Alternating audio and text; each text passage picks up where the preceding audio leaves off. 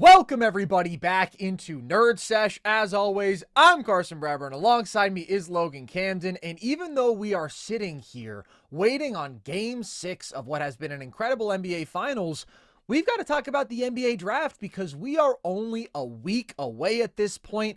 And Logan and I love the draft. We've got lots of takes. We've got lots of analysis. So we are going to have actually a number of shows about the draft before the big day. Today, we are going to be answering a bunch of questions and handing out superlatives. We're going to do a mock draft. We're going to do our respective big boards. And then on the night of the draft, next Wednesday, the 25th, we will be live. So all of that is coming to you down the line very shortly. But we are going to start by answering these questions about this upcoming NBA draft. I think it's very clear who the best prospect in this class is, Logan. We've already talked about it a fair bit, but it's Cooper Flagg going away. He is really a generational prospect, one of the upper echelon, best handful of guys we've seen come through the draft this century. So we're not going to really talk about that, but let's start with one side of the ball. Who is the best offensive prospect specifically in this class to you, Logan? Far and away, I think the best offensive prospect in this class is Dylan Harper. I am in love with his game, man. 6'6", 215 pounds. This season, he averaged 19 points and 4 assists a game on 62% true shooting. I love how aggressive he is and just how often he gets downhill, man. He's a 70% at-rim finisher. He's in the 86th percentile of at-rim attempts in terms of how many per game, and he averaged nearly 6 free throw attempts per game. He's super aggressive attacking downhill. I think he's slithery, but he doesn't shy away from contact. And he's a real smooth operator in the lane, man. I love his presence, his pace, and his feel out of pick and roll. He's shifty with a nice handle, but he's really patient. Like, I see a really young guy with veteran instincts. He's reactive, and he lets the game come to him. But he's not just a really good downhill scorer. I think he's got some off-the-dribble shooting chops. Now, I think that's what's going to determine his ceiling is how great of a perimeter shooter he can be. But he's a really good playmaker, too, man. I like his feel there. I think he's going to be an all-star in this league. I think that offensively, I see him being a number one on a team and a real engine. But also, I think he's going to be really impactful defensively, too. So I think he's a really good prospect both ways, but to me, he is the best offensive prospect in this class. Dylan Harper, very, very intriguing. Very clearly the second best guy in this class overall to me.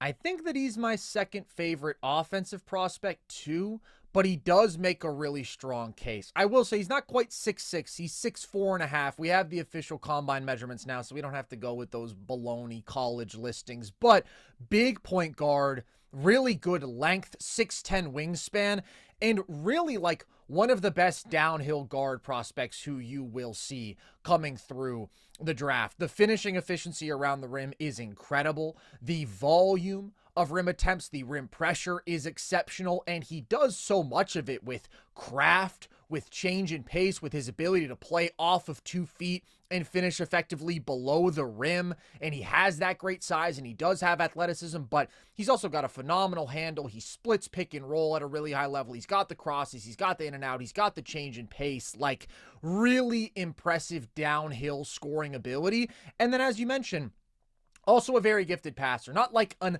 elite passing prospect, but among the best passers in this class. And because he does apply so much downhill rim pressure, it doesn't always have to be crazy advanced stuff. He can make those simple lay down passes. He can make the kick out passes, but he can also make the skip passes. He can manipulate defenses relatively well when he draws too. So one of the best scorers, one of the best passers in this class, also doesn't turn the ball over much, just 2.4 turnovers per game. With his offensive load, that's impressive, especially considering that the Rutgers talent around him was not good outside of Ace Bailey. Very good in transition, so there is so much to love about his offensive game. I think he's going to be a star, and I think that he has the most potential to be an offensive engine, probably, in this class.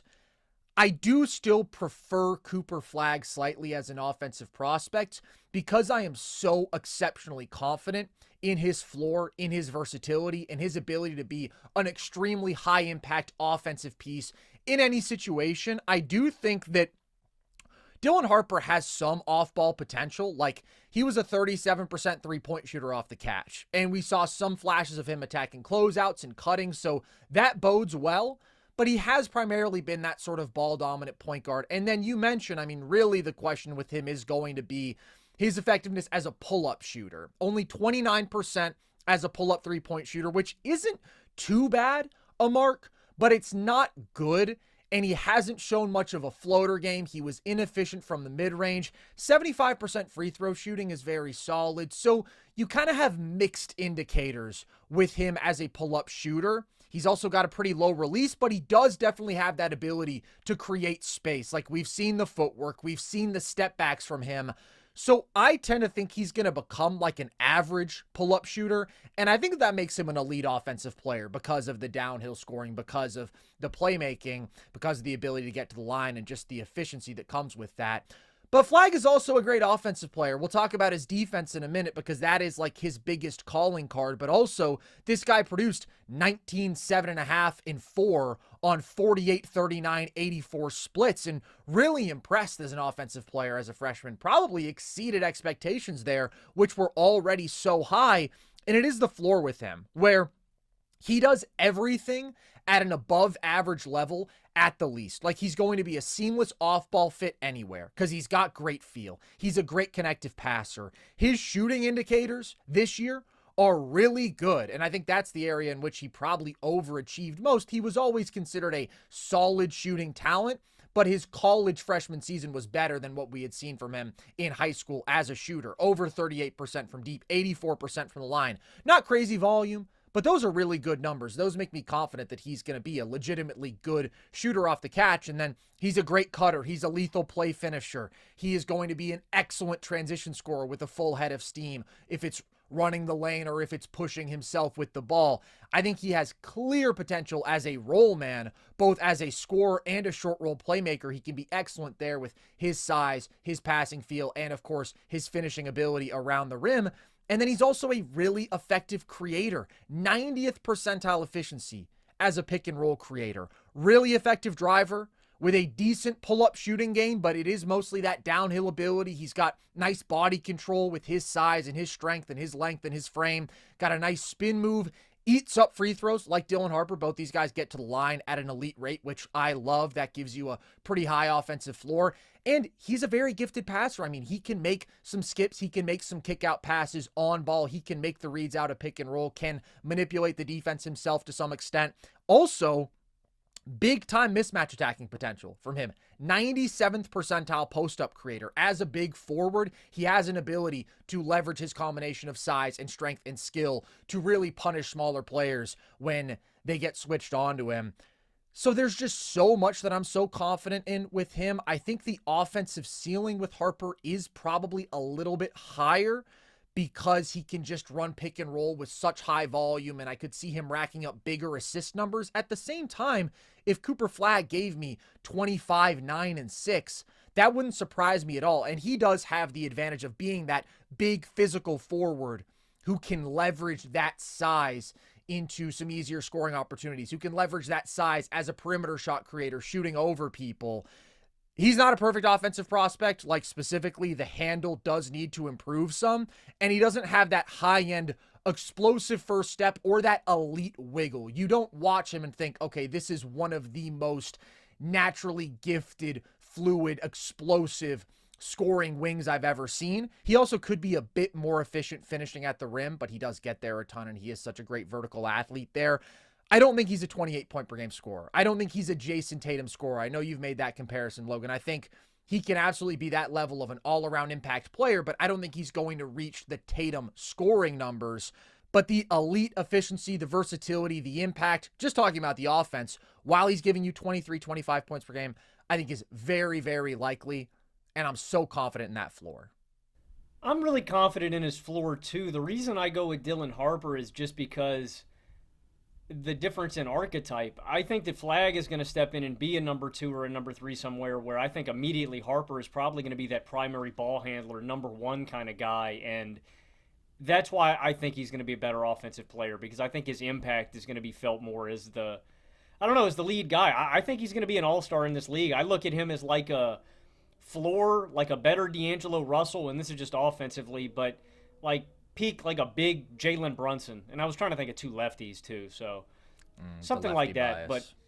But I really like Dylan Harper, man. I think that I'm so confident in that downhill pressure, that consistency, and that being the hallmark and trademark of his game. Like, he is one of the best prospects I've ever seen at getting downhill. And then I do think he's a good shooter, and I think he's going to continue progressing there. Like, I think he's going to be a number one, man. I really think Dylan Harper is going to be great. And I feel the same way about Cooper Flagg and all the connective stuff, but that's why I go with Harper. Again, it's the difference in between that connective stuff and that number one stuff. So, I don't know. I was going to say maybe I like Flagg's floor more, but I don't know if that's necessarily true. Like, I think Dylan Harper's got a really high floor too. So, they're both great offensive prospects. I want to give Coop his due because he's a great offensive player too, but I do prefer Dylan.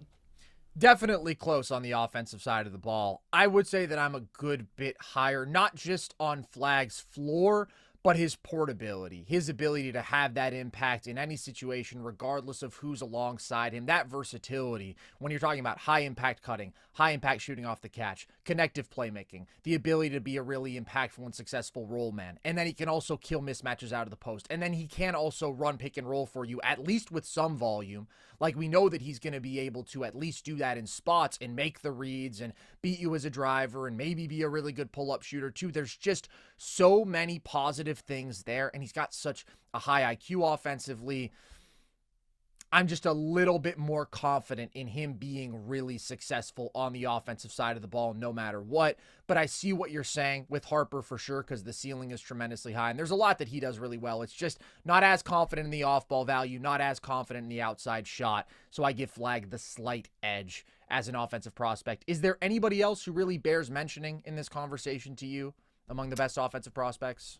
Not specifically for this category. I think there are other guys that have really, really high ceilings, but I'm most confident in Flagg and Harper. Like, the other guy I might give a shout out to that I could see ceiling wise is maybe like an Edgecombe, man, just because that guy's such an explosive athlete. And if you like paired that kind of athleticism with the handle and the shot, like, he's such a ridiculous athlete. But I just love Dylan Harper so much, man. He's one of my favorite offensive prospects I think I've ever watched. I do love Edgecombe. He's my third guy overall in this class, pretty clearly.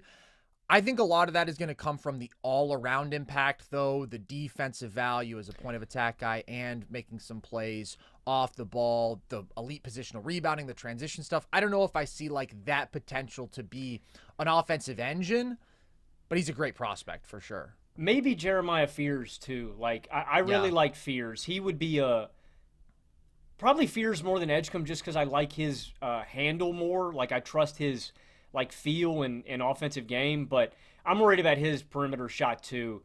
But it's that difference. Like, Edgecombe's athleticism is elite. And then Fears, I just trust with – he's so shifty, man. He's so shifty.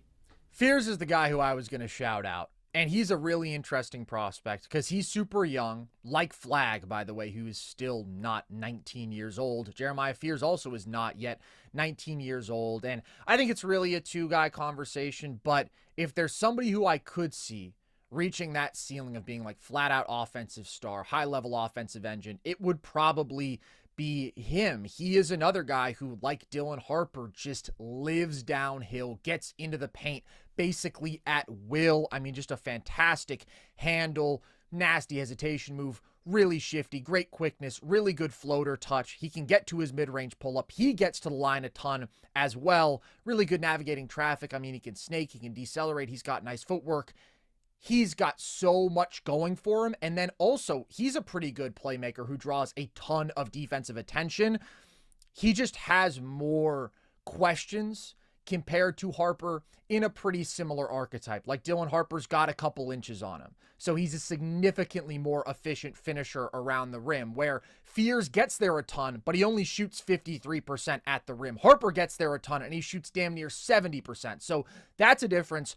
I do think that Fears is a better shooting prospect than Harper. 85% from the line. That's really impressive. The touch is really good. He's a 46% mid-range shooter. 36% from deep off the catch.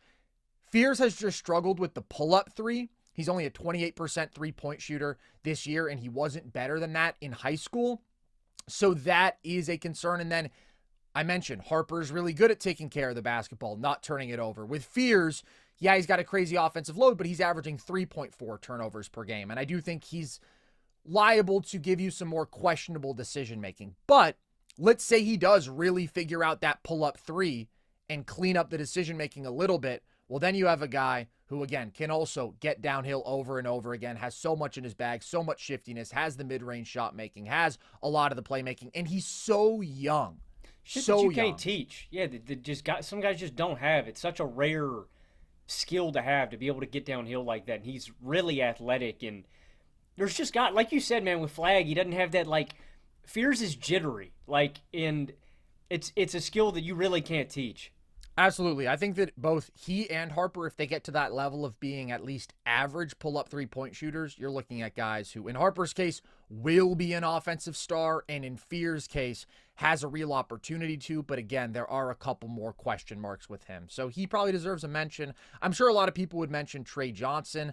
I think Tre Johnson probably falls more specifically into the conversation in another offensive category, maybe a couple other offensive categories that we will get to. But first, let's look at the other side of the ball. Logan, who do you consider the best defensive prospect in this class?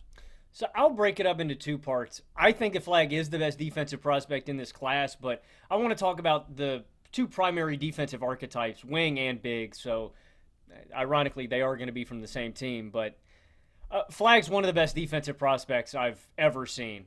That's not hyperbole. He is a monster. He's so versatile, and he's so impactful, and he's so disruptive. One, you have to start with just his frame and what he is as an athlete. Like, this guy's 6'9", 200 pounds with a 7-foot wingspan, and he's an elite shot blocker with elite instincts and positioning. He can defend on the perimeter a bunch of different archetypes, if it's smaller, quick guards, if it's big, strong wings. And again, he just has these instincts. He knows where to be. He's so smart. Like, that's what I don't want ever to get lost with Flagg when you get caught up in the athleticism and all these traits and stuff. He's brilliant. And he's a special shot blocker. He's a special defensive playmaker. And he's a great athlete. Like, all around, he's a stud. I know that people will throw out different comps. I think Tatum's a good one too, like just defensively as well, like in terms of the impact, the versatility, being able to defend 1 through 5, being able to end possessions and rebound at a high level too. I think he's probably going to be a better defender than Tatum, but I think that's a good comp just in terms of his versatility and his frame.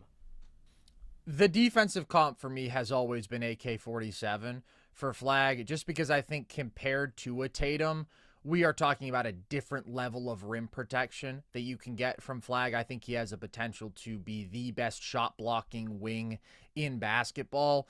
Just an absolute monster defensively. And he is one of the best defensive prospects that we've seen in a while. We've been blessed with some crazy ones as of late. So if we're just looking in the 2020s, I think that Wemby, Chet, and Mobley all clear Flagg as defensive prospects for me. But all of those guys are like freak unicorn. Like, how did we have 3 classes in a row with dudes of that stature defensively? So Flagg is outstanding on that side of the ball, and he doesn't have the advantage of being a center and having that sort of overwhelming positional impact. I think that he will be an all-defense kind of forward perennially in the league. He's got elite hands. He's got phenomenal length. He's got a great defensive IQ. He has got a motor that just does not stop, plays so hard defensively, even as your number one offensive option. An insane vertical athlete with that great size that you were talking about. And that really makes him a top tier secondary rim protector and helper. Like, I think this is a guy who can average 2+ blocks per game in the league. Probably not every year, but a year or two as a forward, which is very rare, but he's just got that sort of crazy skill set, and he's always going to be in the right position. He is also, as you mentioned, elite at ending possessions, and this is where he excels most as a team defender, specifically as a backline defender, I would say, but he's also an awesome one-on-one defender. He's a really good perimeter defender, not among the best of the best in that regard, probably, but he was a 94th percentile isolation defender. And when I say among the best of the best, I'm talking about among like the great defensive talents that we see in this league, not specifically in this class. In this class, he absolutely is one of the best one-on-one perimeter defenders. And I think when you look at his matchup versatility with forwards and with bigs, that's where his strength, his length allows him to really hold up at a high level. And he is quick on his feet. I think that he's a guy who can switch onto smaller guards. He is not going to have that sort of matchup versatility, though, where it's like, okay, we are just putting you on the opposing team's best offensive player, even if it's a point guard, even if it's a really shifty two. Like, he's mostly going to be guarding forwards, and he's going to be incredibly destructive as a roamer, as a helper, while he's also a high-level one-on-one defender.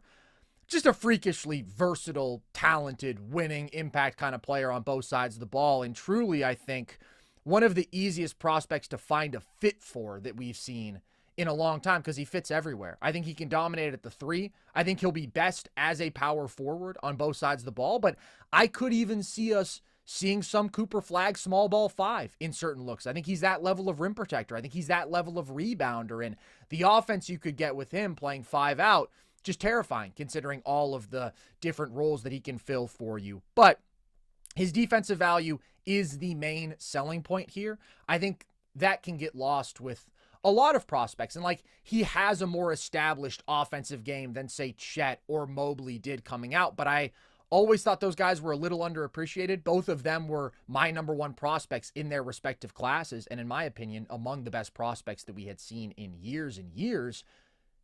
And they weren't necessarily viewed that way because people can underestimate defense first guys and just how incredibly impactful a dominant defensive player can be, especially an anchor like those guys, a center. But Flagg also has incredible versatility and defensive impact. I know the other guy who you were hinting at, though, Logan. Why don't you spread a little love to his fellow Dookie? I mean, I think Maluak is an absolute stud. I'm so confident in him. I feel about Maluak the way I felt about Donovan Clingan last year. Such a high floor. Like, this guy is just going to be able to anchor a defense from the day that he enters the league. I thought that the Blazers got an absolute steal with Clingan. If I was the Charlotte Hornets, I would have taken him and just let him be my guy down on the block for the next decade. I think they made a big mistake there. I think Clingan is the Blazers center of the future. Knock on wood. I'm not trying to jinx the big man. But Maluak, I feel the exact same way about. Wherever he goes, he is going to be impactful defensively immediately. As a shot blocker and as a rim protector, as a post defender, this dude is monstrous. He's 7'1", 250 pounds with a 7'6" plus wingspan. And he's got good feet. Like, I like how he defends and moves his feet in space and how he defends in drop coverage. You take that, an elite post defender and rim protector with a guy who can capably defend in space, and you combine that with an elite rebounder. I want that guy on my team. And so it's the difference in archetypes.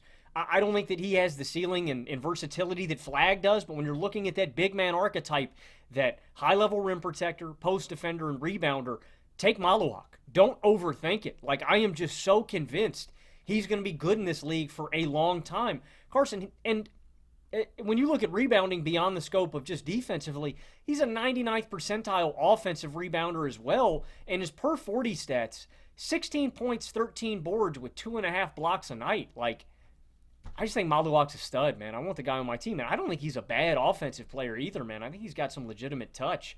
I really like him as a prospect.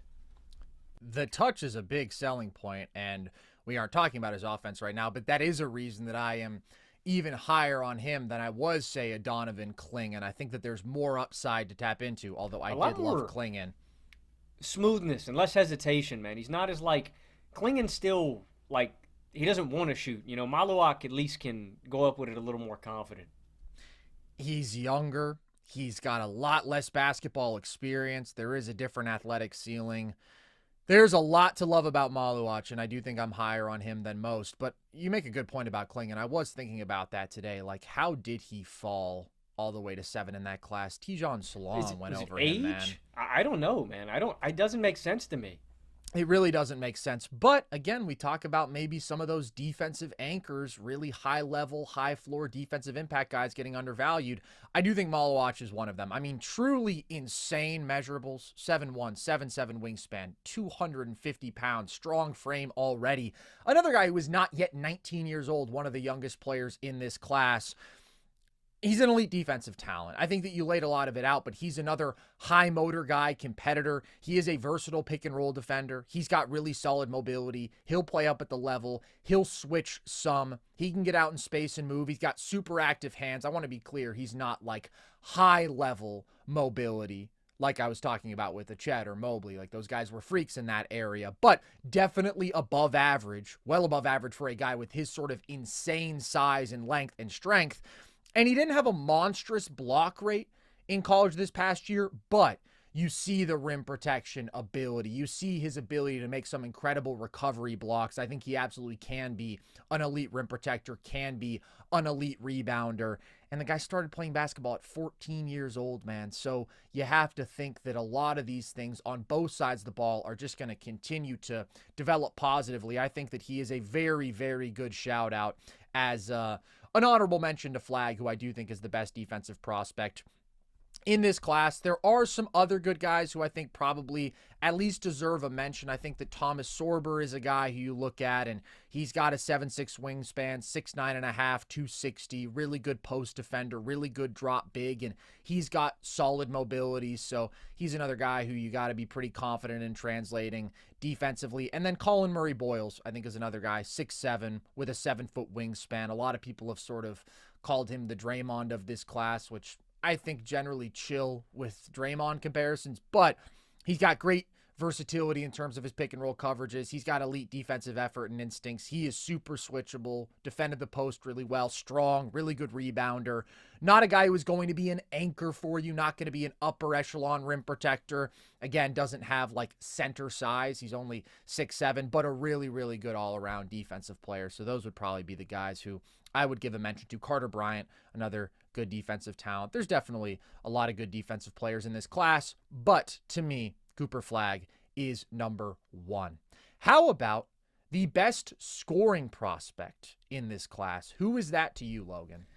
I think you alluded to it earlier, man. I think it's Tre Johnson. That was the thing that I wrote down about Tre in my notes at top of the board. The best scorer in the draft. Now, I do think sometimes there can be a little bit of volatility with his scoring. I don't know if he has the highest scoring floor. I think he is really dependent on his three-point shot in certain games. Against Oklahoma this year, he shot 0 of 14 from the field and 0 of 10 from deep. But this is a 20-point-per-game scorer, and the reason I think he's the best scorer in the draft is because I think he has great touch from everywhere on the floor, and that is just such a weapon. Like, he's just got elite touch. I think he's got on-ball and off-ball scoring chops where he's a really good relocator, cutter, and he's really good in transition. But I think he's an elite catch-and-shooter and an off-the-dribble shooter. Silky smooth, he's great off screens and out of DHOs, and he's a pretty talented scorer out of pick and roll. I think he's got some semblance of a little bit of a post game, and he can finish at the rim a little bit, and he gets to the line a decent amount. He is a perimeter-centric scorer, and so, like I mentioned earlier, I think there is an inherent volatility with him where maybe some games he'd be at 3 points, at 6 points, but when he gets hot, the guy gets buckets in bunches, and again, he's got touch from everywhere on the floor. He's a 40% three-point shooter. He's an 87% free throw shooter. I just think he's got elite touch, and that's why I think he's the best scorer in the draft. He's a good shout. He's on my list here. I do think that there is an ability to leverage physical advantages that you get from Harper and Flagg.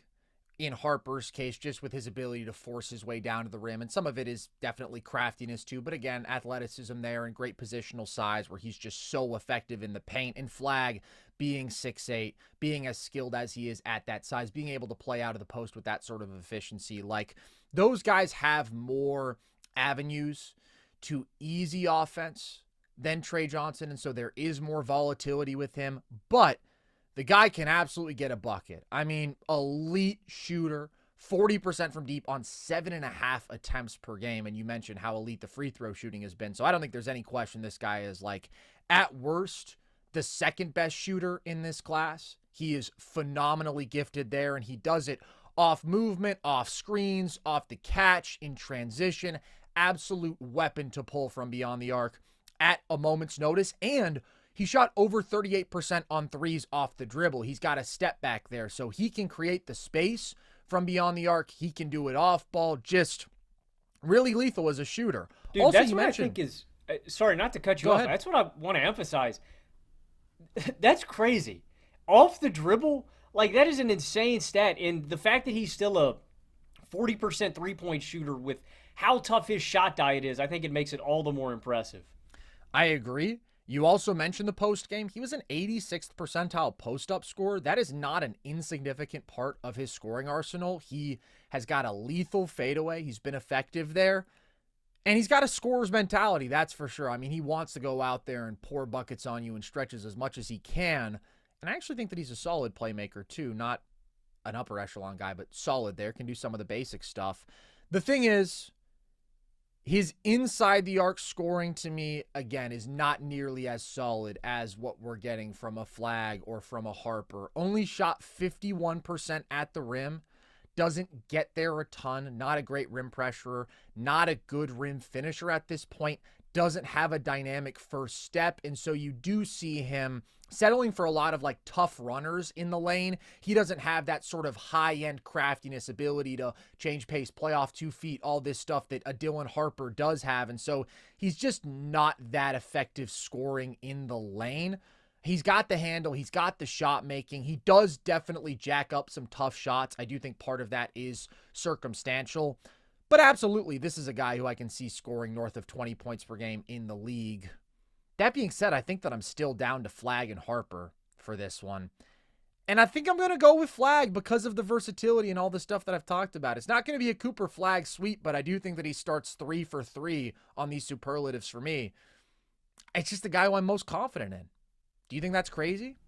No, I mean, I'm also trying to, I don't want to just talk about the same guy, so I want to be a little bit versatile, but I do want to give an honorable mention to a guy whose ceiling I'm very high on, and that is Ace Bailey. Now, it's specifically how, like, if he tapped into everything, how great he could be, just because you see it with the athleticism and how great he could be as a roll man and as a lob threat and as a pick and popper, like as a connective piece. Now, I don't think he's got the on-ball chops that some of the people, like I've heard T-Mac and some outlandish stuff like that. Like, I think that is ridiculous. I don't think that's his archetype or his play style whatsoever. But I'm not as confident in his floor in some of the decision-making and stuff like that and the shot diet and really the decision-making on ball and the shot selection. Like, that's why I would shout somebody else out. But he's got the tools. He definitely has the tools to be a north of 20 point per game scorer in the league.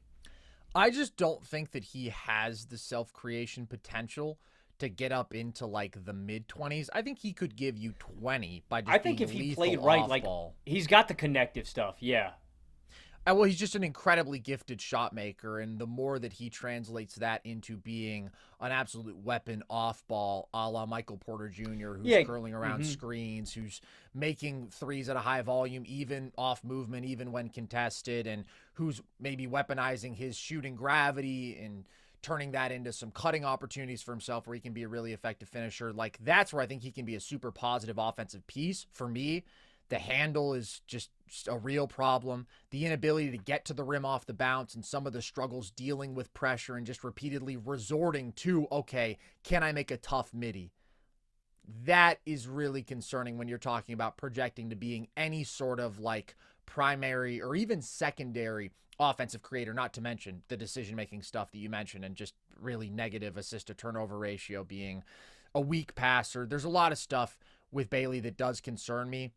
I have him down in a different category. He's not quite in these best scoring prospect conversations to me, but I see where you're coming from because he does have so much ability. He's just lacking that on-ball juice that's so important to me. I do think that Flagg has the best combination of like the off-ball stuff that is high percentage, that is efficient, that is replicable, that is translatable, and then also having the on-ball creation upside in a number of different ways. The transition stuff, I just know what I'm getting from him, and I know that it's going to be really, really good. How about the best passer in this class, Logan? Who is that? I struggled with this one, man. I think I'm going to go with Demon from BYU. I think he's a really good passer. There are issues I have with some of the other aspects of this game, of his game, but I think he's got really good instincts as a ball handler and as a decision maker. He's creative and he's accurate and he's really unselfish. Like I said, there are some things that worry me about him. The tightness of his handle, his turnovers per game, his defensive issues. But as a passer, I think he's really, really talented. And the thing about him is he, especially in college, he's got a mismatch on smaller defenders when he's playing the point guard position because he's just got passing angles that he can go over the top with. And his wingspan is ridiculous. So, like, he's whipping some of these passes, and it looks like Mr. Fantastic's throwing them because his arms are so long. So, I would go with him. He is a really good passer. I also am going to go with Igor here. I don't like him as a prospect, and I'll get into the reasons for that in a minute. It's some of what you touched on, but to weaponize your passing ability, you have to be able to command a defense's attention as a scorer, and I am very, very, very concerned about Igor's ability to do that. I'm a pessimist on his scoring flat out. But when we're just talking about the passing skill, I mean, he's incredibly gifted. 6'8", really impressive variety where he can whip one-handed passes and hook passes. As you mentioned, he can see over top of the defense and make these skips. He can manipulate the defense with his eyes and with fakes, and he's got beautiful touch and feel when he's working with his roll man. He has just been able to, like, destroy hedges and traps with his passing. He's a really gifted transition passer, sees the floor really well in the full court. He's got good anticipation, good vision. Like, he's an elite passer. All of my concerns are about his ability to actually leverage that and make the most out of that, because we see these guys every year who are incredibly gifted passers, especially if they're like bigger ball handlers who you can fall in love with. But you think about Josh Giddey, and I know that some people are really high on Josh Giddey, maybe higher than I am. He's not somebody who I would want on my basketball team in a high usage role, because you have to be able to actually score the basketball to amplify your teammates with your passing ability. And that's just where with Igor, I see a guy who doesn't get to the rim a lot, who doesn't get very low, who doesn't explode on his drives, who can struggle some with ball pressure. He's not a real one-on-one advantage creator, can struggle to play through contact and finish through contact. And I don't like his jumper. He shot under 25% on jumpers off the dribble, under 70% from the line. Like, the shot mechanics do look pretty good, but those are not good numbers. Those are not good indicators. And he really struggled down the stretch of the year in conference play too, with turnovers and really bad scoring efficiency and production. So those are my concerns about him as a prospect. That being said, that does not pertain to his passing. I think that he's an excellent passer. The other guys who I would shout out here, Flagg and Harper, we've already talked about. And Jakucionis, I think, out of Illinois, not quite 20 years old yet, really gifted, crafty passer, pocket passes, kick outs, skip passes, another guy who can manipulate defenders with fakes. Really, really impressive live dribble passer. And he's got good size too. I mean, he doesn't have Igor sort of size, but he's a bigger guard ball handler. He's a legit 6'5". But I think that Igor has a little bit more creativity, a little bit more size, and so purely as a passer, that gives him the edge. How about the best shooter in this class? Logan, who is that? I've got a few guys written down. I mean, the first guy that I got to shout out is Con Knuppel from Duke. This is not a Duke Glaze Fest. They just happen to have a lot of really good basketball players on their team this year. Yeah, every year, basically, yeah, but especially pretty much. This one. I really like Knuppel. He is an uber-talented off-ball scorer, the way he just finds space, constantly moving and relocating, but he's exceptionally coordinated. I love his footwork. There's no wasted motion in his shot. Great eyesight, getting his eyes up to the rim, and he's got a really quick trigger. Like, he's an elite shooter. He shot over 40% from deep. He shot 91% from the line, 64% true shooting. I don't know what to make of this. The one number that did worry me, this is courtesy of Data Baller. We shouted him out. That's DATABALLR. Not a sponsor, numbers. Just a great website. Yeah, great website. I love them. He shot 32.9% from deep this year in 13 games versus top 50 opponents. And so I don't necessarily know what to make of that, if that's just the sample size or if he just doesn't shoot as well in big games against better competition. I tend to think that the sample over the year gives you a better look at him, but he's a really special shooter. I also like Johnson. I think he has great touch. The other guy, I've got two other guys written down potentially. Liam McNeely out of UConn. That guy has got a butter smooth jumper. It just is like aesthetically pleasing. I think he's got one of the purest jumpers I've seen. And then I really like Walter Clayton Jr., man. That guy is a ridiculous shooter from distance. And I think if you look at the percentages and maybe you're not as impressed with him, I think the degree of difficulty is what you have to factor in, man. Like, his shot diet is crazy. And just the distance and the stuff he does off dribble, man, he's a phenomenal shooter. So those are the guys I'd shout out. Two good shouts at the end there. I do think that with McNeely, I mean, there is a level of production that isn't quite the same as the others. I do think that he's going to be a really good shooter. But this is pretty much a two-horse race between Con and Tre Johnson to me. And it's tough because I think that if you're just talking about like pure catch and shoot ability, I probably would give the slight edge to Kneppel. I mean, some of the numbers are just ridiculous. 98th percentile spot up player, insane. He's over 40% from deep. He's over 90% from the free throw line. And he is so great at weaponizing that shooting threat. Like, he's got great instincts relocating. I think he is going to be extremely effective in the league, screening and popping for other guards. The kind of stuff that we see, these guard-on-guard actions. Isaiah Joe, Max Strus are a couple guys who I always rave about doing it. But it's a really valuable thing for any guard to be able to do. Go screen, slip screen, set a screen for another guard, and then pop, get open from three. Kneppel's already doing that stuff at a ridiculously high level. Also, a very good shooter from the mid-range on a smaller sample, but 43% on two-point jumpers off the bounce. So I love the pure shooting. I love his ability to play off of it with an advantage and do a little something as a driver. And he's got solid passing feel too. Good passing feel, I would say. Just gives him a very high offensive floor. I think I lean Tre just because when we're talking about shooting, to me, that is all-encompassing. And to some extent, it does include your like shot creation ability and just your potency as an off the dribble shooter. And that's where we haven't seen nearly as much from Kneppel, and we've seen a lot from Tre Johnson. And that's kind of the only distinction that I can make. It's very, very close, but I'm probably going to give the edge to Tre. Who's your official choice? Did you make one? Did you go with Kneppel? I'll go with Kneppel. Yeah. Wow. I mean, I think, like I said earlier, I think Tre's got the best all-around touch from everywhere on the floor. So if that's what you want to go with, but in just terms of shooting, I mean, he's a elite catch and shooter, an elite spot-up player, like you mentioned. I think he's going to be a stud.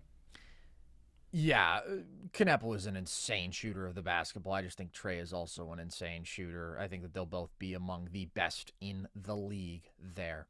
Who do you think is the best athlete in this class, Logan? I've also got a couple of names written down here.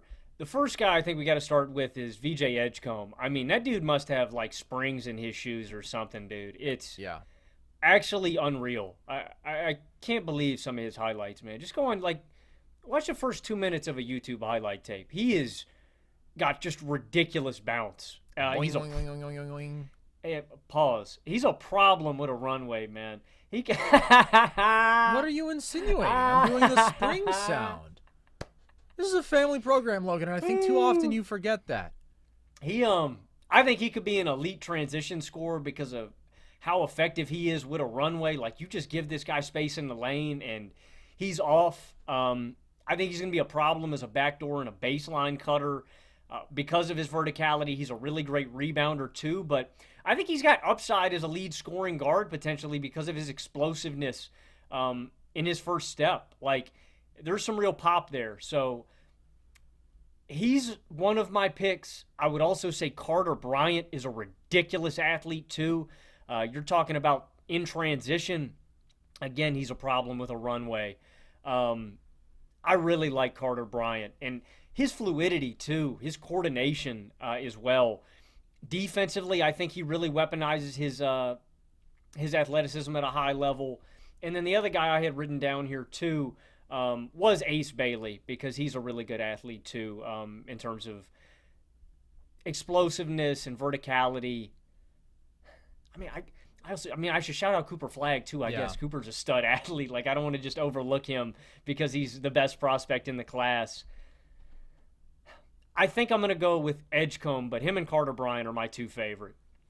Interesting. It's Edgecombe for me. I think that Carter Bryant has that like really impressive above the rim athleticism, that just straight vertical athleticism, but he doesn't have the sort of speed, he doesn't have the sort of burst that VJ Edgecombe has in spades, while he also has that special vertical athleticism and that agility around the rim. He's just a more completely wowing athlete than anybody else in this class. But I do think that he's got so much speed in the full court. I do think that he's got that wiggle. He's got that shiftiness too. Guy gets to the rim so much because of his athleticism. He's just at times got to be a little more under control. He's got to be more efficient as a finisher, but he uses his athleticism in every phase of the game, in transition, as a ball handler in the half court. He's an excellent rebounding guard. I mean, grabs 2 offensive boards per game. And then defensively, you see like he is a good help defender and secondary rim protector for his position because he's so bouncy. He is a good point of attack defender. He is able to force steals at a really good rate, and part of that is his quickness as an athlete, over 2 steals a game.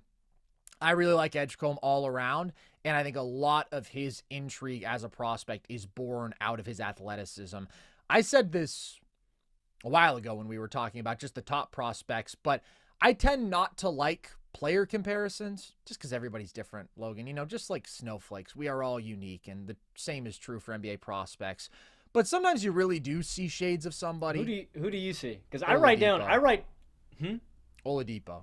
I wrote down the exact same one. I write down comps for everybody just because I like somebody to point to and go, he's got shades of this guy, right? Because like you said, there's never a 1-to-1 comp. My comps for him were Oladipo and Donovan Mitchell. Yeah, I don't think he's going to be that level of offensive player, to be clear. I just mean, neither do, but that pop, you know? The athleticism and the way that he moves is very Oladipo-esque, and that ability to be an all-around high-impact guard, which is what Oladipo was, and then he just added a little bit more on-ball juice and became like an all-NBA level player for a brief time. But I really like Edgecombe. Speaking of the player comps, you know what's funny? Because, again, I don't do a lot of these. I only do it when somebody really stands out. You know who the other one was who I came up with a player comp for? Who? Colin Murray Boyles to Thaddeus Young.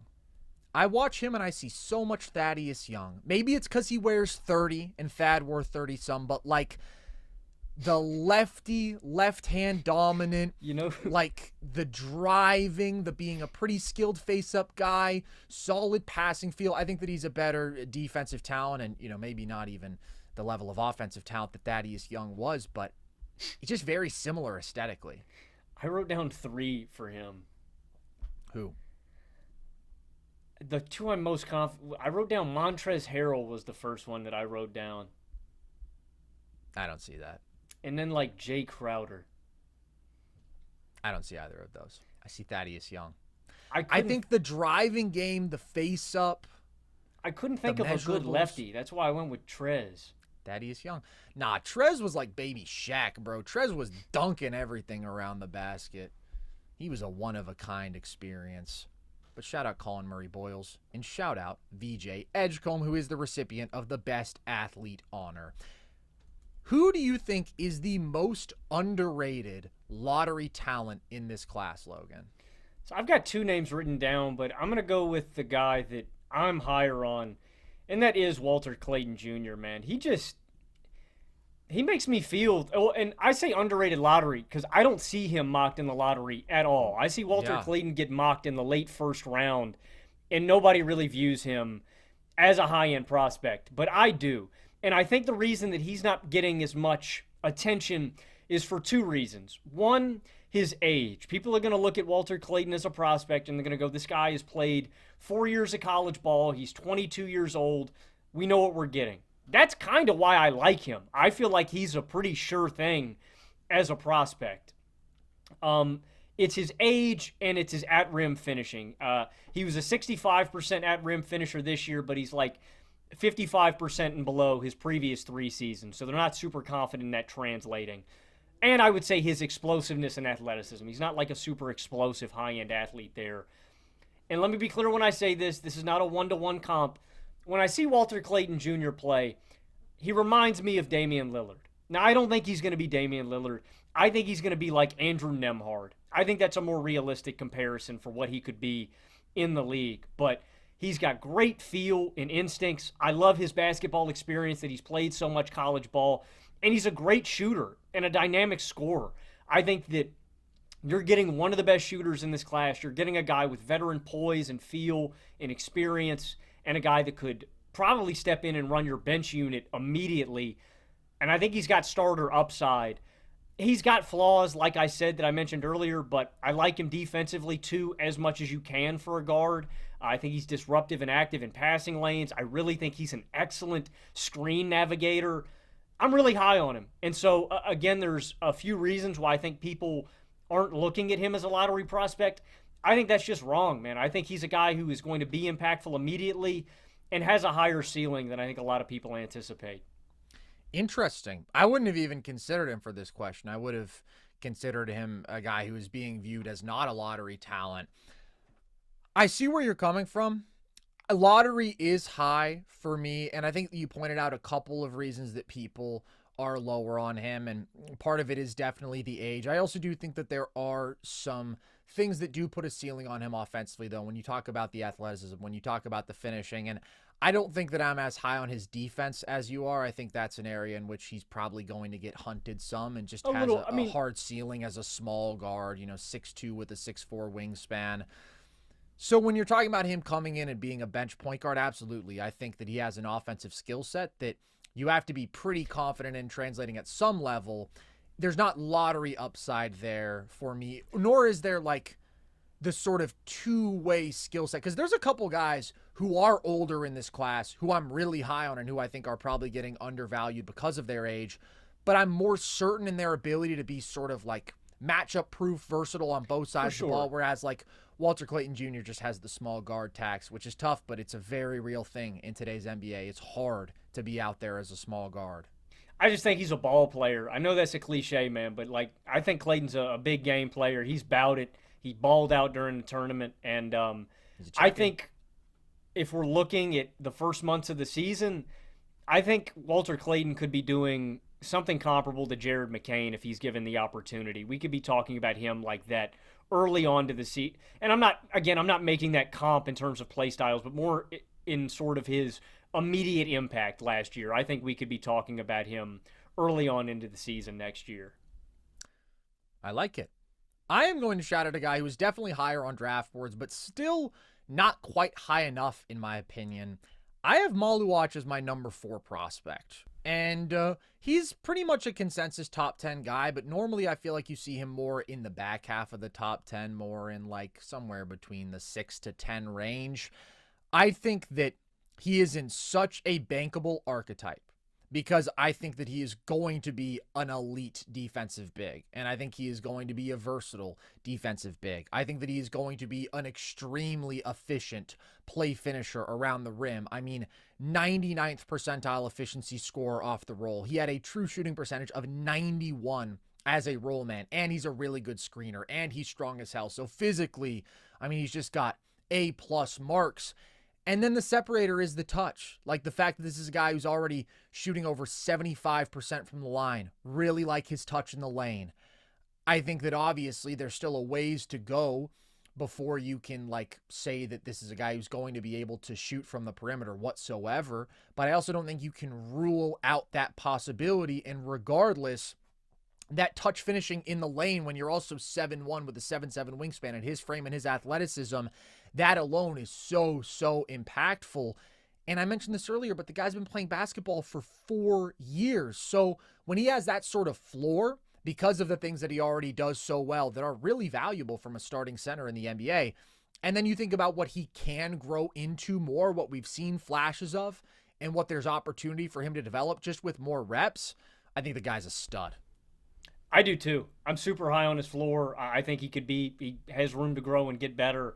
He's a great pick. The other guy I would shout out that probably fits better for this question specifically is Carter Bryant. I'm super high on him because of his athleticism, but I think this is a guy who has all-around impact. I think he's going to be an elite transition scorer in the league. He's a phenomenal defensive presence, and I think he's a good shooter and a really high IQ guy. He's just smart situationally, running the floor and filling his lane, cutting off ball, relocating in the half court. I just see a jack of all trades, a kind of do-it-all wing kind of guy. And the player comp I would go with is Jalen Johnson, who I really liked as a prospect too. I mean, I think in terms of all-around impact, I don't think he's going to be as good defensively or probably as good as a rebounder, but just in terms of like his, I mean, I like Jalen Johnson probably just more in every area except his athlete. Carter might have him beat. That dude is a freak. That's a really surprising player comp to me. Because I think that Carter Bryant is like a pretty straight up 3-and-D guy. And that's why maybe I'm not as high on him as some people. Whereas like Jalen Johnson was a point forward. You know, this was a guy who was running pick and roll in college who you saw the fluidity, you saw the creation, you saw the playmaking, and he just had to put it all together. And now he's become like this great do-it-all forward. Logan, I'm not going to lie to you. I considered Carter Bryant for the next question, which is the most overrated lottery talent. Really? I don't think you should overthink it with Carter Bryant, man. I mean, I just think he's an elite. I think he's an elite athlete. I think he's going to be a great transition scorer. I think he's great defensively. He's a good shooter, and he's high IQ, and he's young. Like, I don't know, man. I think he's kind of getting underrated. I see him mostly getting mocked into lottery, like 14 to 18, and I'm not super far off from that, but I've got him like, I think he's going to be in my 6 to 8 range at the end of this. Okay, so yeah, that's where I think this is definitely dependent on how high you are on Carter Bryant, which is hard because I didn't look at like a ton of big boards before this just to get a sense of like, okay, who is underrated, who's overrated. But I looked at the ringers. They had him 6. That's too high for Carter Bryant. That's way too high for me. Now, if you do have him 13, 12, wherever, back half of the lottery, then that's where I would have him. I think that he's 13 on my board, which I have to finalize right now. And I do think that like, there is a certain floor that comes from 6'7" with the 7-foot wingspan, being really good playing in passing lanes, being a good help side rim protector, being a really good vertical athlete, high motor defender, pretty good screen navigator for his size, and being a 37% three-point shooter, having good cutting instincts, being a good rim finisher, obviously not creating for himself in terms of getting to the rim, but just finishing off of cuts and in transition and whatnot. Got some solid passing. Feel like I understand why he checks a lot of boxes where people think he's a safe pick and you want him on your team.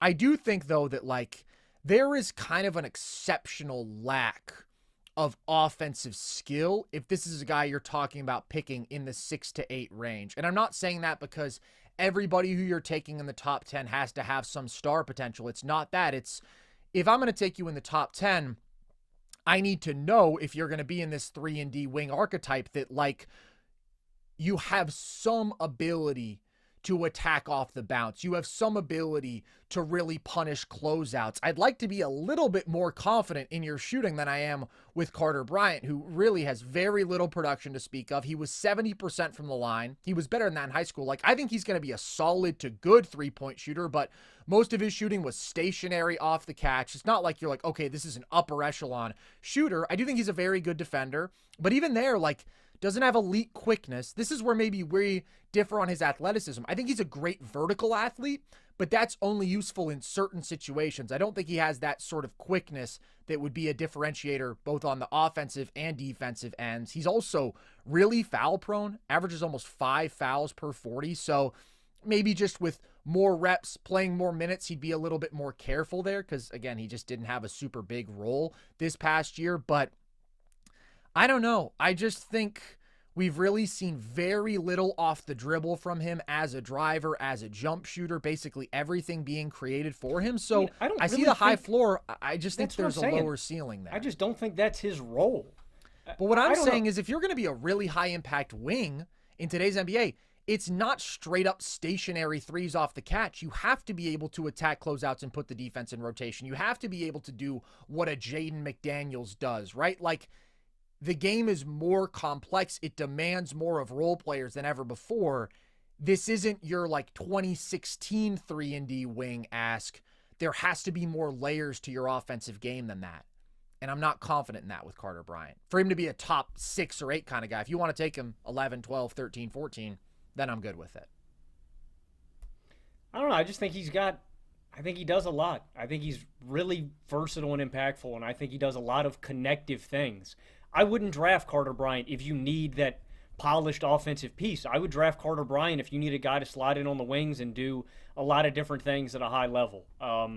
I don't think he's super offensively skilled, but I don't really think that's his role. I get what you're saying. I wouldn't be drafting Carter Bryant to do a lot of offensively skilled stuff. I'm drafting him for all the other things. And my point is, if you're going to take somebody in the 6 to 8 range, they have to have some level of offensive skill. I'm not talking about wowing you. I'm talking about being able to attack closeouts, maybe have something in terms of an intermediate game, being able to get to the rim off the bounce, at least again, when you're attacking a closeout, working with some kind of advantage. I just think wings are expected to be more complete than ever before. You look around the league. I mentioned Jaden McDaniels, what he had to do inside the bounce off the arc. You think about an OG Anunoby. You think about Mikal Bridges, who maybe isn't the best example of it, but all these guys, it's not just defend and then knock down standstill threes off the catch. It's I need more than that, and I'm just not super confident in what you're getting from Carter Bryant in that respect. That being said, he wouldn't be my number one choice here. What about Obi Toppin? Is that a better comp? No. I'm just trying to think about a dude with crazy bounce. Yeah, but I think that there are certain things with Carter Bryant I'm way more confident in than I was with Obi. I'm way more confident in his defense. I'm significantly more confident in his shooting. I think now you're talking about 2 totally different types of players. Yeah, but I'm just saying, it's I had a lot of questions about Obi lasting in the league too. He was just kind of a jump guy. I don't know, man. I think that... Yeah, Obi wasn't as good a prospect as Carter Bryant, even though he went as high as he did. And what do you think about his transition scoring? Are you not as high on that? I think he could be a really good transition scorer with his skill set. I think that he can be a good transition scorer. I think that he can be a good cutter. I think that's where he's going to have to find opportunities, is places where he can use his athleticism without having to create, where you're not just in the half court.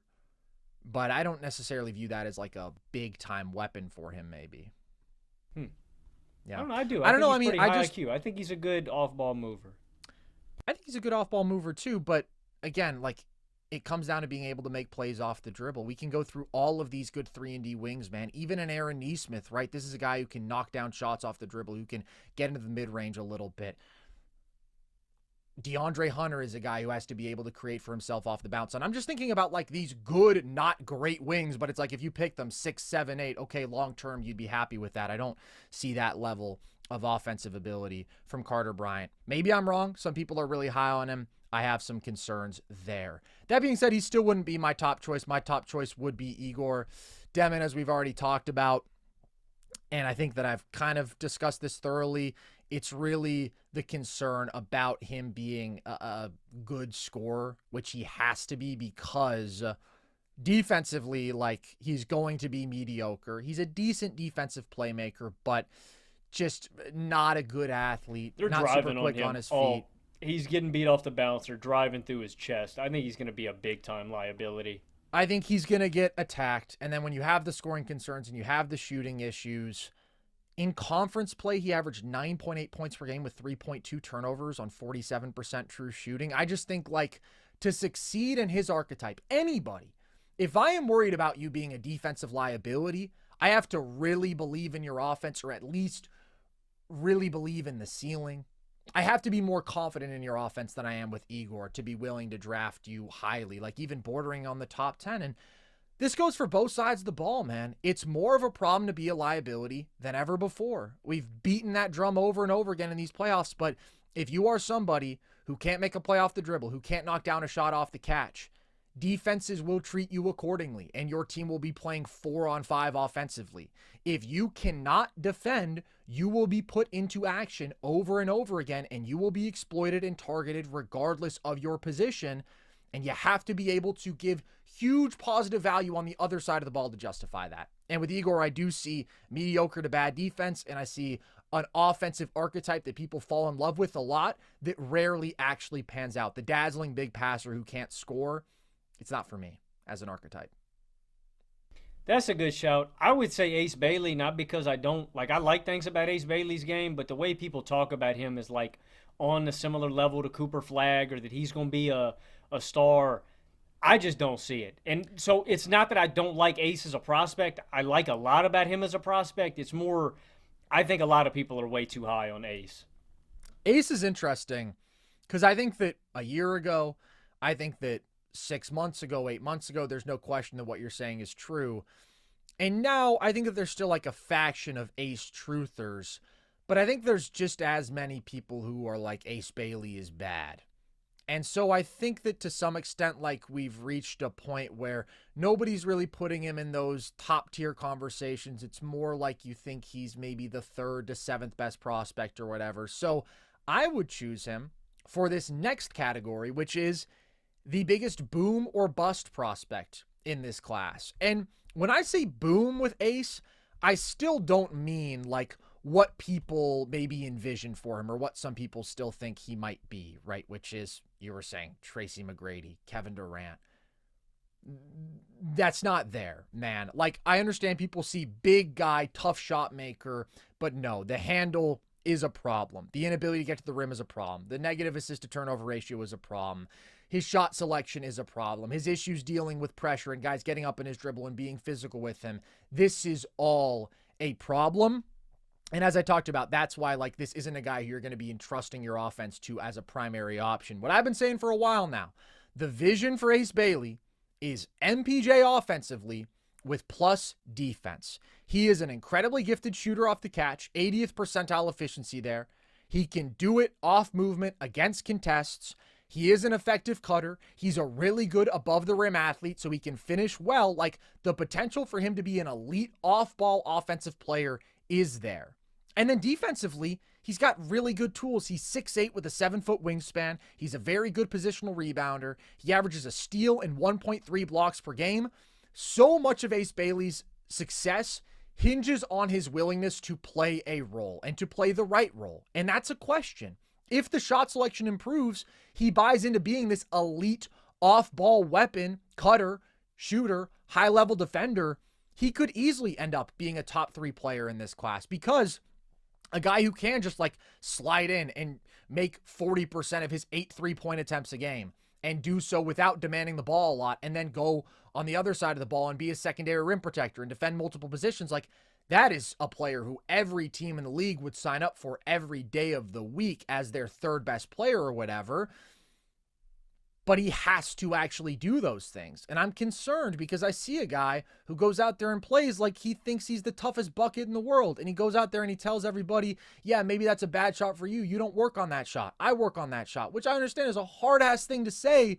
But when your scoring efficiency, your shot selection, when all these limitations are actual issues, that's not what I want to hear you say. I want to see that you're flexible. I want to see you understand that, okay, your ability has gotten you to this point doing it your way. Now you need to adjust to make the best impact you can when you're playing among the best players in the world. And unfortunately, the latest indicators are like he's turning down workouts because he's sure that he's a top 3 guy. That's concerning when my biggest question about you is your mentality. So I just don't know with Ace. I think I land on him as being my number 6 guy in this class because I see the upside, but I see the downside too. It feels like he has too much ability to fail outright, but then again, he can. You know, talented basketball players fail, and if he doesn't buy in defensively especially, then that would be the big concern for me. So I have mixed feelings about him, but he's my top choice probably for this boom or bust category. That's a good shout. I have him as like my 5 prospect, but I agree with a lot of what you said. It's going to be about his mentality and if he can commit to playing winning basketball. It's really that. He's got all the skill in the world. Can he leverage that to playing winning basketball? My pick is a guy who earlier in the draft process I was much, much higher on, and that's Derek Queen. And the reason that he's here for me is because he's different from Ace in terms of I know that he knows what he needs to do, but he has physical limitations that may limit him from being as effective as he needs to be.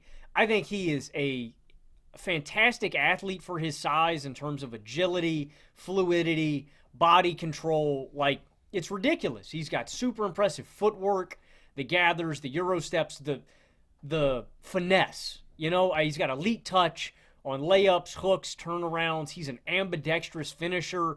He's got a really solid handle for a guy his size, and he's a great mismatch attacker. I think he's got chops as an on-ball, as an off-ball scorer. He's got upside as a pick and roller and a pick and popper, and he's high IQ. I think he's got intuition, instincts, and great feel, but he's got really big athletic limitations in terms of his verticality and his explosiveness.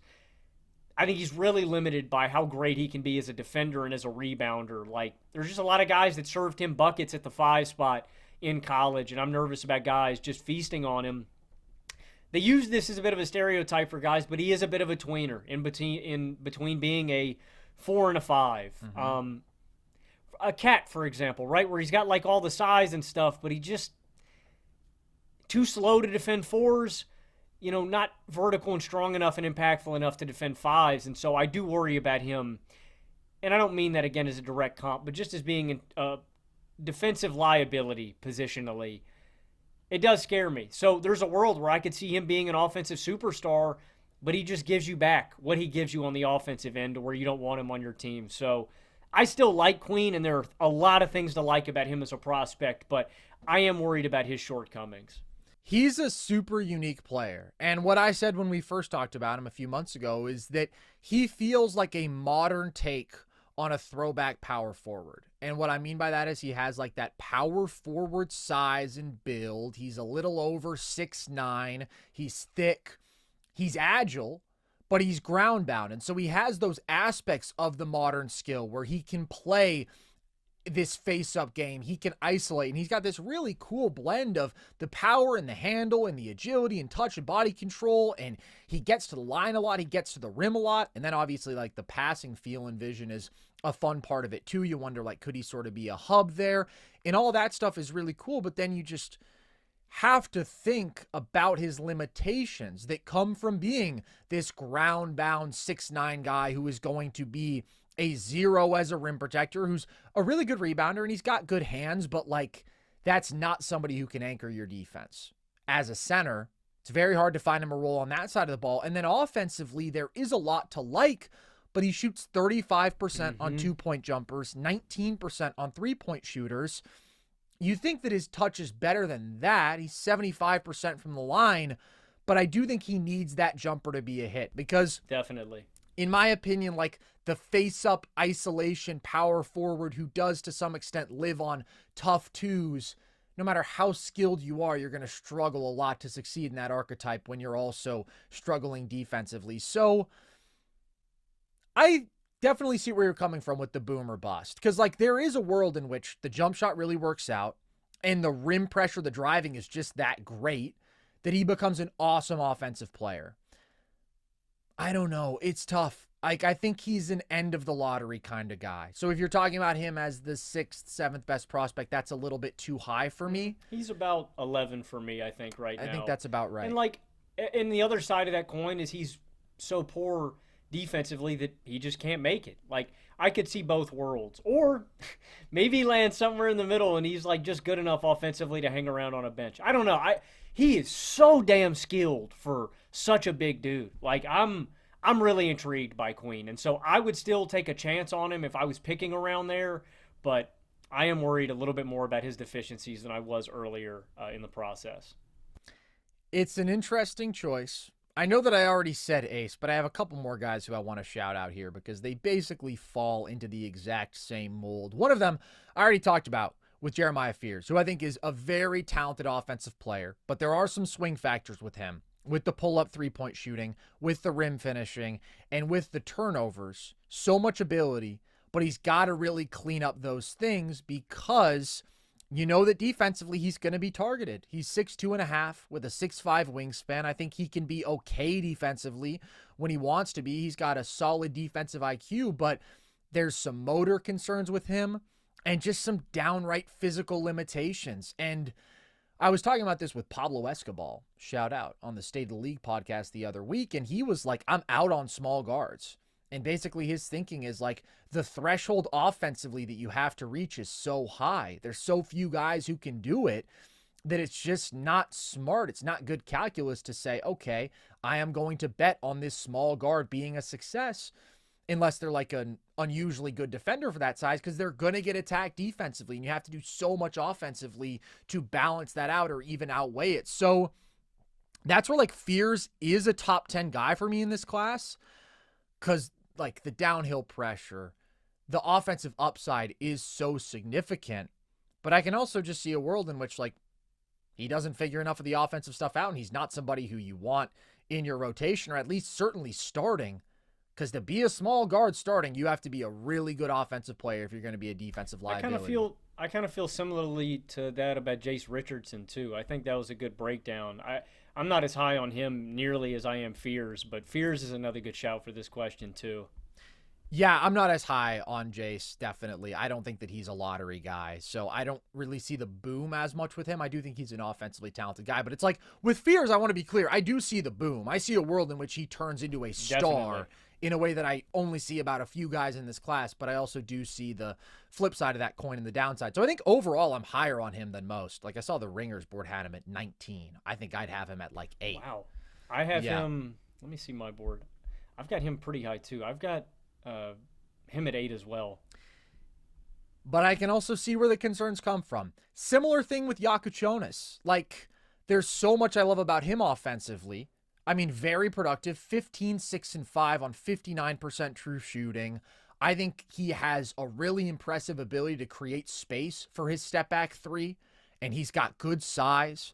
I think that his shot selection can definitely be a question and an issue, but I think he's a much better three-point shooter than the numbers would indicate. He's only a 31% three-point shooter, but 85% from the line, 41% from deep before he suffered a shoulder injury that impacted him for the rest of the year as a shooter, it would seem. And, you know, he takes a lot of threes off the bounce, so that brings the percentages down a little bit.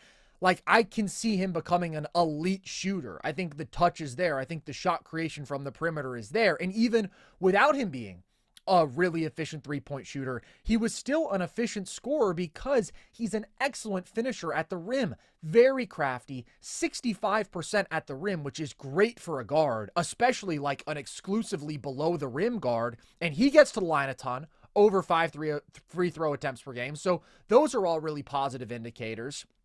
And he's a really good passer. I already mentioned one of the best passers in this class, but like Fears, he's a high turnover guy, almost 4 per game. And I do really like his creativity, and I think that's part of the turnovers is he takes chances, but also some of the turnovers do come from his handle, from his inability to separate without a screen against some of these really good athletes. And then he also doesn't really have a developed intermediate game, like the floater game, the mid-range stuff, which is really important. If you are a limited athlete who is going to rely on pick and roll craft and scoring, you have to have that great floater game. You have to have that mid-range game. So there's so much pick and roll potential with him because I can see him being a guy who shoots 9 threes and 9 free throws a game and makes a high percentage of his threes and is effective finishing around the rim and is a really good playmaker. But there are some questions like without a screen, can he separate and finish consistently against great NBA athletes? Can he beat switches? Like if you are putting your bigs on him, does he have the quickness to beat those guys? Or is it just going to be step back 3 over step back 3? And if it is that, well, then we need to see what level of a shooter is he actually, because we don't totally know yet. And then there's the stuff with the intermediate game. There's the stuff with the turnovers. Can he bring more off-ball value? I do think I'm an optimist with Jakucionis overall, too. I think that he's like around probably the 10th guy because I do think some of these traits from him are A+, and he's a great rebounder for a guard, too. But I have these questions offensively, and then he's going to struggle defensively. He is going to be a target. He's a slower guard. He's got better size. He's 6'5" with a 6'8" wingspan, but he doesn't even have like the really good hands that, you know, could give him some defensive value. He averaged under a steal a game. So he's got to find a way to be a kind of passable team defender. And I don't know if he's going to do that. So that's where, again, like I can see the world in which he maybe becomes a star offensively, or at least becomes like a really good secondary ball handler, but maybe he just ends up being sick running your bench unit for 20 minutes a night. Or maybe some of these offensive issues don't get better, and then because of his defensive issues, he ends up being a guy who's like not even really in rotations. I can see both sides of the spectrum with both of these guards who I worry about a lot defensively, and I see the offensive upside, but it's not a sure thing. I would try to be patient with both of them because they're so young. Like that, to me, both of those guys are long-term picks, and I wouldn't want to ruin those guys. I would be really, really patient and be willing to work with them. I'm not as high on Jakucionis because I am worried about the defense and some of the offensive issues getting ironed out. So he's a little bit lower on my board, but I think he is a really good pick for this category too. Yeah, there's just so many talented guards offensively, and there's not as many teams who need like that super skilled offensive guard who's going to have the ball in his hands a lot because, I mean, there's so many good ones. And again, you think about some of the guys like Anthony Simons is hella talented, and I don't think anybody wants him on their team because he's not good enough offensively, and he's a problem defensively. The threshold is really high. You can be really talented in that archetype and still not work out, and more often than not, that probably is the case. So I think these are guys who it's worth taking a chance on in the top 10, but like I have my criticisms of Carter Bryant. At the end of the day, pretty confident in what he's going to give you. It's never a sure thing in the draft, but the projectability is certainly there. There's less risk in terms of the floor, and I think that's something that everybody's going to have to negotiate in this draft and in these drafts going forward. You want the stars, but there's also a considerable downside to over-investing in some of these guards if they aren't good enough to justify the defensive issues and to justify that value. But we talked about boom or bust. Let's go on the flip side of this, Logan. Who do you view as an extremely safe, high-floor prospect? So we've talked about this guy ad nauseum, so I'm not going to pick him for this category again. I think Maluwak is a great choice for this question. I'm so confident that he's just going to be really good in this league. The guy that we haven't talked about that I would shout for this question is the Frenchman Noah Asenge. I think he has got a really, really high floor, and I really love his feel for such a young player. I think he is, I used this term earlier for Carter Bryant. I mean it a lot more with Asenge, a jack of all trades. He's so connective. He's so complimentary. He doesn't have that athletic pop that Bryant does, but he's got a different type of athleticism where he's super fluid and coordinated. He's got really great off-ball instincts, I think, in transition, as a screener. I think there's some short-roll playmaking upside there as a cutter. And I think there is some closeout attacking with Asenge. He's got a little bit of a post game. He's got this nice turnaround over his shoulder. He's got some back-to-the-basket playmaking.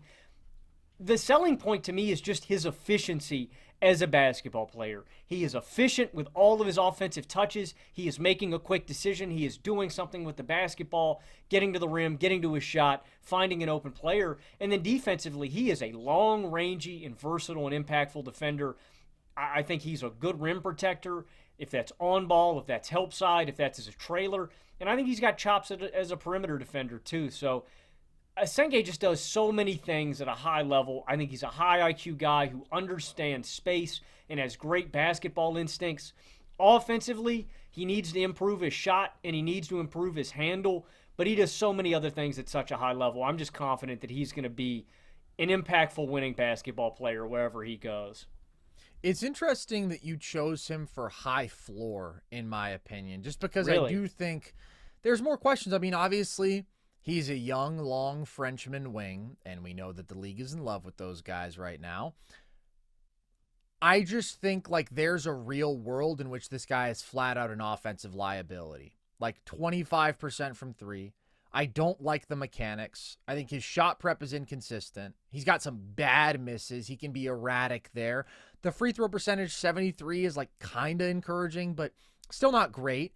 And then he's not an effective driver off the bounce. He's got no pull-up game. He's got no craft changing pace as a driver. He is 18. I just want to mention, like, I think his IQ and his feel are beyond his years already.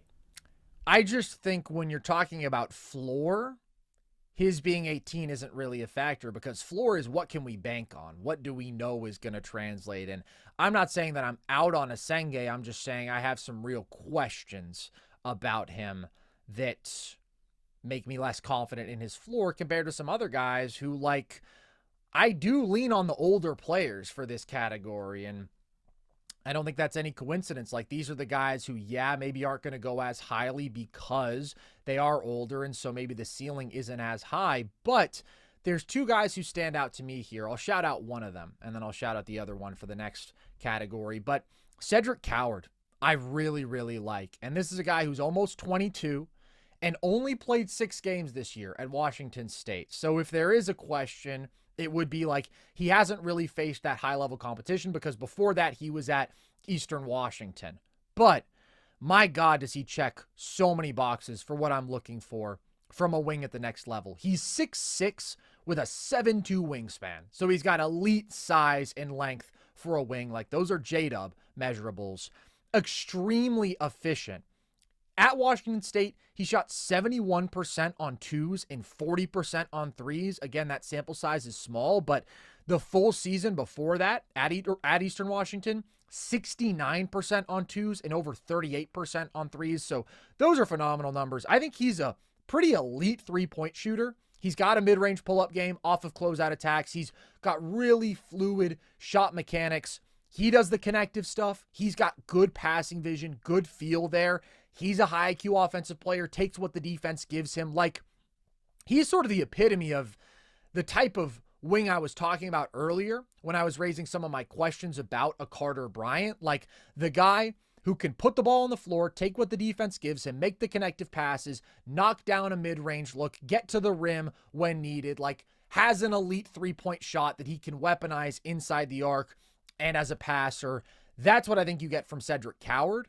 And then defensively, I think he's really good. I think he's a great screen navigator, very agile, very fluid, phenomenal length, obviously, which allows him to make some great plays, like recovery plays, blocking shots, getting into passing lanes that other people couldn't. He's a really high effort defender. So this is where, again, I see, okay, if you're not going to take him in the lottery, maybe because he's almost 22, but the floor is so high, and I would take him in the lottery. I think that he's worth taking in like that 12 to 14 range. Ceiling isn't the highest, but the floor is very high. You mentioned that it's a small sample size. He had an on-off differential of 13 points this season. He improved them by 7.5 points offensively and 5.5 points defensively. Yeah, you see some crazy on-off swings in college, I will say. Like, I don't know. I think it was that's Sorber who had like a 26-point defensive on-off swing or something. Cooper Flagg's, I think, is it's definitely dependent on – that's always a stat that you need to, consider the context of the team and the full units on and off. But that's still really, really impressive among all the prospects we're looking at. Yeah, I think that he is very, very good. And also, like, I guess it's worth saying, the highest floor in this class is Cooper Flagg. I think that Colin Kneppel has a very high offensive floor. Maluach is probably like the no-brainer answer if you're not going to go with Flagg. Yeah, I'm very confident in a lot of the value that you're getting from him. I mean, he is still younger. I guess he is raw, but he does a couple things at a high level that are going to translate already. But Kneppel, I would also say, if we're just shouting out all the Duke guys, like, offensively, it's not just the elite shooting. It's the ability to play off the catch as a driver. He's got some craft as a finisher, to play coming off of screens, to do the same stuff. He really knows how to weaponize his gravity and his ability to shoot that jumper with pump fakes, head fakes. He's smart. Absolutely. And, like, really good passing feel. The number of lobs that he threw to Maluach, who, to be fair, is a crazy lob target, but, like, they connected a bunch. He was an 81st percentile pick and roll creator. So he's not dynamic there. He doesn't have the burst or a great handle to be, like, in any way a primary ball handler. Maybe not a secondary. Maybe he's a tertiary ball handler for you. But that's another nice element that he provides to your offense. So the only concern with him would be the defense. Slow foot, 6'5", with basically a neutral wingspan, not good navigating screens. He tries. He just has some real limitations there that will make him a target. But offensively, Kneppel is a very safe pick. Last question, Logan. Who is your favorite non-lottery prospect? Oh, dang. I definitely would have gone with Walter Clayton for this category then. Yes. Did you miss this one on the exam? I did. My fault, All right. You come up with an answer. All good. I will tell you mine because Cedric Coward is one shout. And to be clear, I think he's worth taking at the end of the lottery, but I don't think he will go there. The other guy to me is Neat Clifford. I think that Neat Clifford out of Colorado State, even older, 23 and a half. So that's about as old as a draft prospect will get, but he's a really good basketball player, man. First of all, insanely efficient creator, 91st percentile out of pick and roll, 95th percentile out of isolation. One of the best pick and roll passers in this class. Like, I love his ability to fire passes over the top defensively to the roller. He's 6'6", so he's got really good vision as a passer. He's deceptive, great at drawing the big with his pull-up shooting threat and then adjusting midair, dropping it off to the roller. Nice timing as a passer. So, like, not an elite passer, doesn't have elite accuracy, but really good passer, protected the ball well considering his usage. And then 88th percentile efficiency on jumpers off the dribble, 48% on those two-point jumpers, 39% on threes. He's got a legit mid-range game. If he gets cut off as a driver, he's got a nice turnaround. He can create space, get to his step back with really good size. And he's a really effective driver. Great body control, great spin move, very efficient at the rim, shoots 66% there. Really nice footwork. Elite rebounding guard or wing, grabbed almost 10 a game. And he's got a really solid defensive toolkit. So, I mean, you look at the production from the guy and it's kind of ridiculous. You consider age, you consider that although he's not in the strongest conference, he's still in a legit conference. And Colorado State was a very legit tournament team, but he averaged 19, 9.6 boards, 4.5 assists, quite efficiently from the field, over 60% true shooting. I think he does so much for you at an above average level that there comes a point where I just want that guy. I know that his ceiling isn't crazy high, that he's not going to improve by the same margins as some of these other guys, but I think he's a guy who can create for me in spots. Maybe it's off the bench as my bench creator. Maybe it's as a secondary ball handler who I also think can knock down jumpers, who can rebound, who can make decisions within my offense, who can defend capably. I like him a lot. I don't think he'll go in the lottery, but he might. And if he did, I would be happy. That's a good shout. There's some older guys that I think fit here. I wonder if I should have used this guy for the boom or bust. I'm thinking about shouting out Hanson Yang because I really like his skill set, but he also has some glaring limitations. Like, I'm not as sure that he's going to be even a rotation or a league player. I just wonder if his skill set would be worth taking a chance on, because I think he could be a glaring defensive liability with how slow he is and his athletic limitations.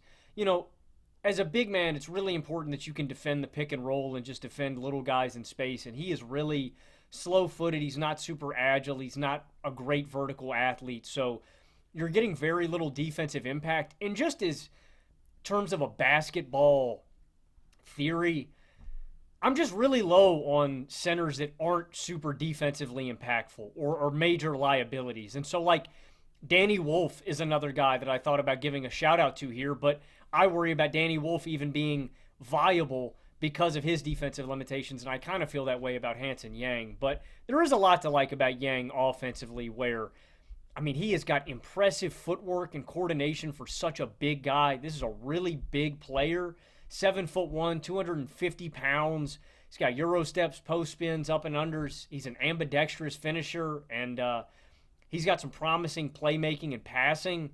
But the thing I come back to is, one, the defensive limitations, and then just the competition. I don't know what to make of the guys he's playing, because it's like seeing those highlights of high school players, Carson, where they're just bigger than the rest of the competition, and so you don't know if it's directly translatable. So I'll shout out both of those guys. Really skilled big men that, again, just have rare skill sets for guys this size, but they've also got glaring limitations. So maybe they fit more in the boom or bust, but I still do relatively like those guys as out of the lottery prospects. I've got to watch a lot more Hanson Yang to develop an opinion on him. Danny Wolf, yeah, like, boy, is he a charming basketball player. I mean, just whenever you get a guy who's close to 7 feet and has that sort of playmaking feel and will run pick and roll for you at legitimate volume, like, The highlights are fun. The idea is very fun, but I do have a number of concerns about him just being able to hang. He's a damn good rebounder. That's the one thing I'll give him. Well, I mean, I'll give him more than that. He's a really good passer for his size. He's quite skilled for his size. There's just some questions about, like, the shot. He's 33.5% from deep, 65% from the line. Really took almost no two-point jumpers, so I would like to see more there. He really was not efficient as a post-up scorer. I just think he could be a guy who it's difficult to find a role for overall. He's a fun idea, definitely. He is a fun idea. It's ultimately his thing, is just the shooting and the touch. Yeah, I mean, I feel like I've seen so many times, like, throughout the year, you just have whatever brand and they're like, college basketball is Nikola Jokic. And there was a time where I think it was like Robbie Avila. You remember him, the guy who had the goggles, and he was that guy for a while. And then I feel like Danny Wolf sort of took that throne. But unfortunately, I do not believe that he You killed the man, but not the idea, Carson.